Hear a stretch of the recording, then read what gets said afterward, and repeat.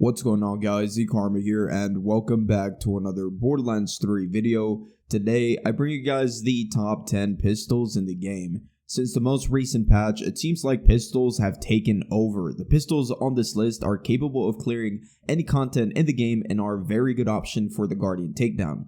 I'll be showing you guys where to get all of these weapons and a short description of what they do with some gameplay in the background. Also, just to keep it neutral for people that don't have DLC, this list will contain 5 DLC weapons and 5 non-DLC weapons. So if you find this video informative or helpful in any way, a like rating is always appreciated, and if you want to subscribe for more content like this, that'll be awesome as well.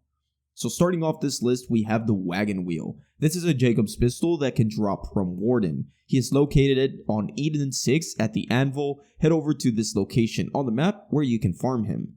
This pistol is straight up a mobbing weapon. I haven't had much success on bosses or dealing with single target enemies, but when there is enemies around, usually a lot of them die. This pistol ricochets an insane amount of shots, both when you hit body shots and critical hits. Like I said, great for mobs, but not so much against single targets. Next up, we have the Lightshow. This is a DLC number 3 Bladoff pistol. This drops from Lazodactyl, and this enemy is located at the Obsidian Forest. Head over to this spot on the map to farm it. Once you get it, you'll see this weapon is an absolute monster. It basically fills in the Monarch role in the Guardian takedown very well, and the best part about this is that this weapon is a lot easier to obtain than the Monarch, and it's arguably better. It absolutely destroys single target enemies, and I think this is the highest damaging pistol in the game. Moving on, we have the Skexel. This is a COV pistol that drops from Scrack. He is located at the Ascension Bluff on Pandora. Head over to this location on the map where he will spawn in the distance. This pistol has always been a top tier pistol in the game. When you're shooting, it randomly shoots out like 3 blobs of your current element, and it ends up doing a decent amount of damage. The biggest drawback is that it feels like it breaks too fast, but other than that, great pistol to use on Mayhem 10. Next up, we have the Gargoyle. This is a COV pistol from DLC 3. It drops from Dick and Goyle at the Blood Sun Canyon. Head over to this spot on the map to farm for it. This is a corrosive only pistol, so when you shoot it, it randomly shoots corrosive blobs that deal 400% increased damage with splash damage. Additionally, when it breaks, it shoots out 5 of those blobs at a time, each doing 400% increased damage, which is basically you're doing 2000% increased damage with the final shot. So yeah, it gets pretty insane. Moving on, we have the Hellshot. This is a Maliwan pistol that can drop from Giga Chad. He is located at the Meridian Metroplex on Pandora at this location on the map. This pistol is just insane, deals a lot of dot damage, and has the ability to switch from shock to fire on the go. Additionally, if you shoot the ground, it will ricochet as the opposite element. So if you shoot shock bullets to the ground, they ricochet as fire. There's not much use to that, but the weapon itself is very powerful. Moving on, we have the Beacon. This is a Maliwan pistol in DLC 3. It drops from Jarek Logan at the Blood Sun Canyon. Head over to this spot on the map in order to farm for it, and this pistol is basically the new Hellshot. It deals insane amount of dot damage, and the best part is that it can come as any element. You can switch between both elements on the go, and additionally, when you reload, it will create a Nova that deals up to 5 times the damage from your shot. And that damage from the Nova will depend on how empty your magazine is. So, with this weapon, you want to empty out your magazine before you reload so you can get the full 400% increase in damage. Next up, we have the Quickdraw. This is a Jacob's pistol from DLC 3. It is a reward from a side quest called The Quick and the Quicker. You can find this side mission at the Vestige on Gehenna. Head over to this spot on the map where there will be a lady sitting right there. Once you complete this side quest, you should be able to get one.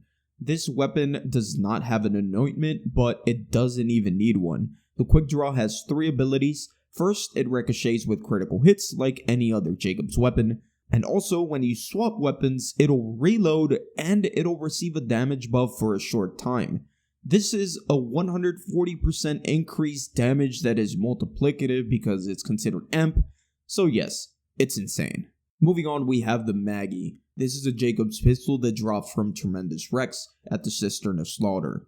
You will have to reach round 5 all the way to the final wave. Once you kill him, make sure to jump off the map before finishing off the enemies. That way, you keep repeating round 5, wave 1, and get all the way to the final wave so you can keep farming him. Anyway, this pistol is still one of the best in the game. It did fall off for a little bit with Mayhem 2.0, but with the recent patch where the health was lowered for the enemies, it is now actually very good. It might not be the highest damaging pistol anymore, but it still puts in work. Next up, we have the 7 Cents. This is a DLC to Jacob's pistol. It is a quest reward, and once you're far enough in the story for DLC 2, you can go to the Curse Haven, use the Lantern's Hook fast travel point, and head over to the marked location. In there, you will receive a side quest called Cold Case. This is a 3-part mission, and it is my favorite side mission in Borderlands 3. Keep in mind, you can do this mission on Mayhem 0, and when it makes you go to the lodge to talk to Burton, switch to Mayhem 10 before talking to him. Anyway, this weapon is just insane. It cannot be anointed, so just keep that in mind, but really it does not need one. This weapon will create projectiles on body and headshots that will fly around, and when you reload, they will home in on the target. And it gets even crazier when you get multiple bonus elements, as these can multiply and do a ton of damage. And finally, for the last weapon on this list, and my favorite pistol in the game, is the King's Call. This is a Jacob's pistol that drops from Tyreen. She is located at the Destroyer's Rift on Pandora. This weapon is insane. Always has been and always will be. As far as I know, this weapon has never been bad, even when Mayhem 2.0 dropped and made most weapons useless. And it used to be even more insane. It did get nerfed a while back, but it still slaps. Critical hits will return 3 bullets to your magazine, and it will also ricochet 3 bullets back to the enemy. And just like the 7 Cents, you can run multiple elements which will create even more projectiles. And just so you know, every single projectile will include the original damage plus every bonus damage. It's insane. The only drawback to this weapon is that you have to hit critical hits. If you miss those critical hits, you won't get the damage that you're looking for. So there you go guys, that's been it for my list of the top 10 pistols in Borderlands 3. What do you guys think? Remember that this list was half DLC and half non-DLC. Regardless of your opinion, which you can leave in the comments below by the way, I really hope you enjoyed it.